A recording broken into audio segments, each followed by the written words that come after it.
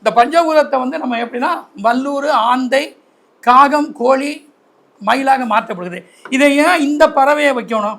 ஏன் வேற பறவை வச்சான கிளியை வைக்கப்படாதா, புறாவை வைக்கப்படாதா?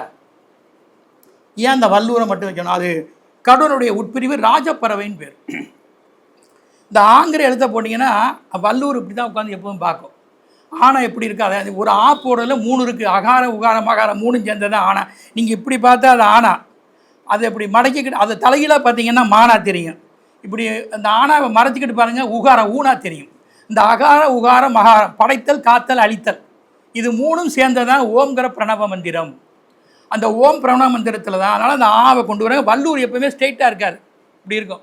அது எப்போவுமே நம்முடைய பஞ்சபூதங்களில் கண்ணை குறிக்கக்கூடியது. 2.5 கிலோமீட்டருக்கு அப்புறம் ஷார்ப்பாக தெரியும். அதுக்கு நம்ம பஞ்ச அங்கங்களில் வல்லூருடைய அமைப்பு என்னென்னா கண். அதுக்கப்புறம் ஆந்தை பார்த்தீங்கன்னா உங்களுக்கு இந்த ஈங்கிற எழுத்து தான் ஆந்தை. ஈங்கிற எழுத்தை போட்டு 2 புள்ளி வச்சு பாருங்கள், அது ஒரு வர்ணனையாக ஆந்தை உட்காந்துருக்க மாதிரியே தெரியும். ஆந்தை எந்த நேரமும் தூங்காது. ஆந்தை தூங்க நீ கண்டுபிடிக்க, ஆந்தை தூங்கவே தூங்காது. மகாலட்சுமிக்கு இணையாக வடநாட்டில் ஆந்தையை கும்பிட்றேன். மகாலட்சுமிக்கு படத்தில் பக்கத்தில் ஆந்தை இருக்கும் பாருங்கள். இங்கே இல்லை, அது ரொம்ப இடத்துல இருக்குது. மகாலட்சுமி தாமரையில் உட்காந்துருப்பா, இந்த பக்கம் ஆந்தை இருக்கும். பார்த்தீங்கன்னா எந்நேரமும் விழிப்பாக இருக்கும், அலாட்டாக இருக்கும். மகாலட்சுமி எந்நேரம் விழிப்பாக இருப்பா. நம்ம தான் சோம்பேறியாக இருப்போம். நம்ம விழிப்பாக இருக்கும், மகாலட்சுமி நமக்குள்ளே வந்துடுவான். அது மாதிரி ஆந்தை வந்து விழிப்பாக இருக்கும். அந்த ஈங்கிற எழுத்து அச்சரத்துக்கு ஆந்தைகள் கொண்டு நீர் இருக்கக்கூடிய பகுதிகள் தான் அதிகமாக வசிக்கும்.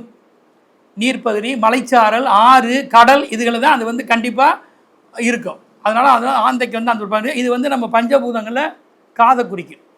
அதுக்கு காது ஷார்ப்பாக இருக்கும். நீங்கள் இப்போ ஆந்த பூதத்தில் இருக்கணும் பாருங்கள், காது ஷார்ப்பாக எங்கே பேசினா கூட அவன் கரெக்டாக கேட்பேன்.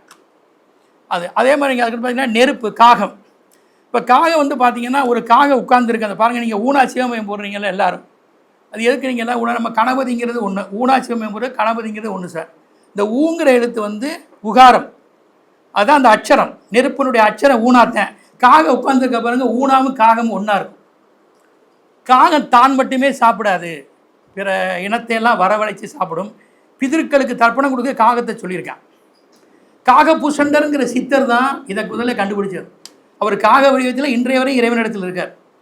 அவர் என்ன வேணாலும் எடுத்துக்கலாம், என்ன வேணாலும். சிவன் அவருக்கு பெரிய அதிகாரம் கொடுத்துருக்காரு காகபூஷண்டருக்கு. காக வடிவத்தில் இந்த மந்திர சுவடிகளையும் எல்லாமே இது பண்ணி சிவனிடத்தில் ஆசி பெற்றுத்தான் சிவன்ட்டே அவர் கொடுத்தாரு. அவரை உருவாக்குனது சிவன், கண்டுபிடிச்சதை முதல்ல வெளியிட்டது சிவனுக்கு அவர் தான். அதனால் இப்போ நம்ம படிக்கிறது எத்தனை சித்தருடைய இருக்குது. அகத்தியர், காகபூஷண்டர், மற்ற வந்து போகர்,